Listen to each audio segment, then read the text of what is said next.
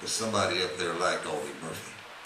Audie Murphy climbed aboard the tank, the anti-tank destroyer.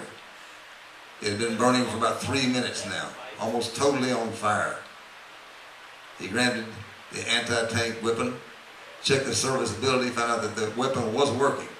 So Audie Murphy, no bullets left in his carbine, opened up with his anti-tank weapon and knocked out 50 Germans. He wounded several more.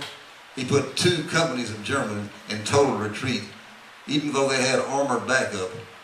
One little man, 5 feet 5.5, killed 50 Germans and drove 2 companies of Germans back into retreat. Audie jumped off the tank destroyer, started to run for the woods. 5 seconds later, it blew up. Somebody up there liked Audie Murphy. Now, back when he won that commission, he also won 2 Silver Stars. For this particular act of heroism, he won the Congressional Medal of Honor, the highest award one can receive. Now, this was January 25th. Soon after, they penetrated the German defenses. They moved into Germany. And by the end of the year of 1945, Franklin Delano Roosevelt was dead, but so was Adolf Hitler. By the end of the World War II, Audie Murphy was released from active duty on September 21st, 1945.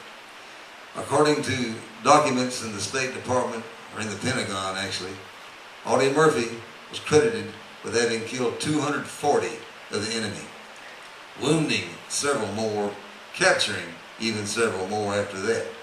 He received 33 medals of honor. He is the highest decorated soldier not only in World War II, but the highest decorated soldier in United States history. He came back. He came back to a ticker tape parade in New York City. President Harry S. Truman took him on stage, and he told his advisors, "We're going to promise this kid whatever he wants to do. This kid is a hero." He was on the cover of Life magazine. President Truman's advisor said, "No, man, don't. Have you checked out this, as political advisors do, have you checked out this kid's credentials? He didn't even get out of, he barely got out of kindergarten, much less elementary school." No, Harry Truman, though, was kind of a stubborn man. He said, "No, whatever he wants to be, I'm going to see to it he gets there." "Mr. President, you can't go up there in front of all these people and make that, well, you hide and watch me do it." So he got up there behind the Mac in front of the Broadway crowd, the ticker tape parade in New York City, and he announced to the crowd, "I want to introduce to you the bravest man, the greatest combat veteran of this war we just completed. From Huntsville, Texas, Hunt County, Texas, by way of Farmersville, ladies and gentlemen, here's Audie Murphy." And there was applause. And then the president got in front of the microphone. He said, "Lieutenant Murphy, you didn't do, there's nothing we can do to replace what you did for us, but you just name it, and we'll see to it that it'll be your career." And by that time, President Truman started to halfway think about what he had said, what his advisors had said to him. This kid can't make it as a lawyer, or an engineer, or a doctor, or a CEO someplace. I might have really stepped in it. But Audie Murphy came up to the microphone. There was instant relief to the mind and to the heart of President Truman when Audie Murphy replied to the President of the United States, "Mr. President, I want to be a cowboy movie star." The President went, "Done deal, son. We can do this." Audie Murphy went on to Hollywood, and actually he was advised by James Cagney.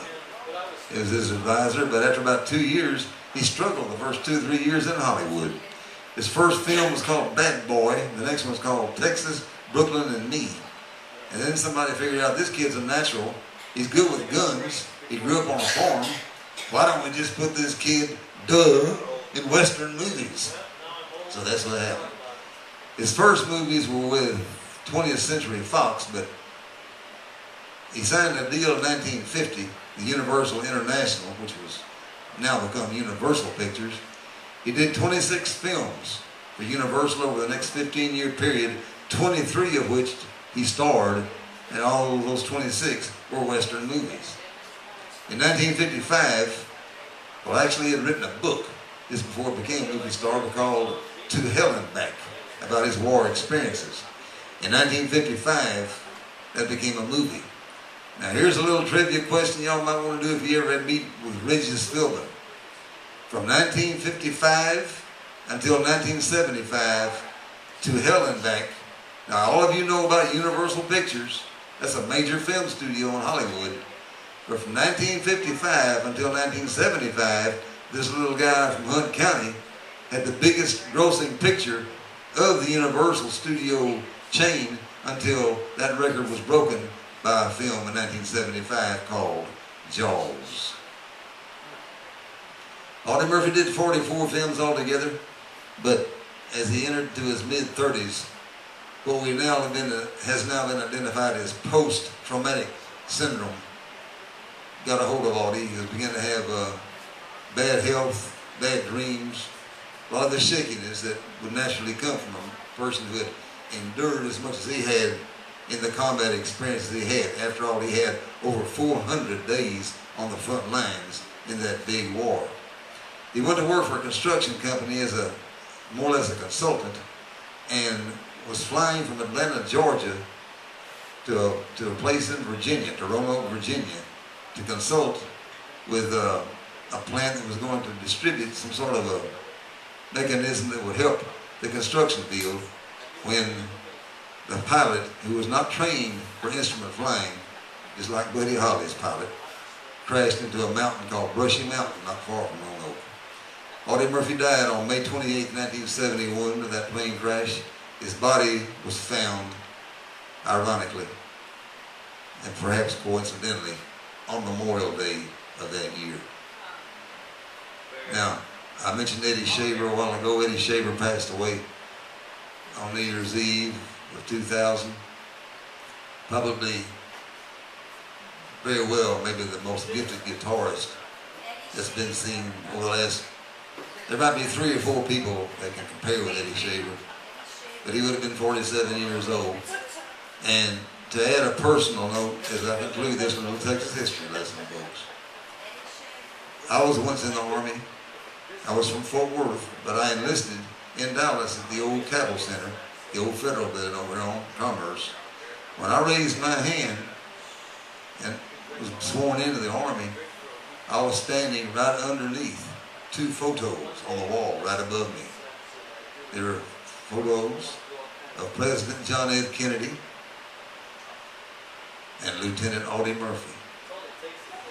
Today, both are buried in the National Cemetery, Arlington National Cemetery, right near, if you want to visit, right near the amphitheater.